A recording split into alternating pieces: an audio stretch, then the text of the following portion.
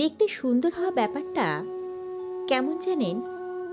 দেখতে সুন্দর হওয়াটা আসলে বইয়ের ওপর রংচঙে মলাটের মতো। দেখবে মলাট বেশি দিন টেকে না, কদিন পর ওপরের ওই মলাটটাই নষ্ট হতে থাকে। আসল গল্প তো থাকে বইয়ের ভেতরে। মানুষের ব্যবহার, আচার আচরণ এগুলোই সারা জীবন থাকে। এগুলোই মানুষের ভেতরকার জিনিস। সুন্দর মুখও একদিন তার সৌন্দর্য হারায়, পেশিবহুল চেহারাতেও একদিন মেদ জমে, মাথা ভর্তি চুলও একদিন পড়ে যায়। শুধু পড়ে থাকে ওই খোলসবিহীন আস্ত মানুষটা। সৌন্দর্য আর চেহারার আকর্ষণ হারালেও বাদবাকি জিনিসগুলো তো থেকেই যায়।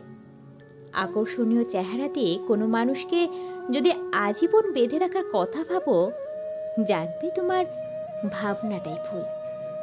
প্রেমের ক্ষেত্রে সৌন্দর্য যদি প্রদান হতো, পেশিবহুল চেহারায় যদি মূল্য পেত, তাহলে সমস্ত সুন্দর ও সুন্দরীদের কখনোই ব্রেকআপ হতো না।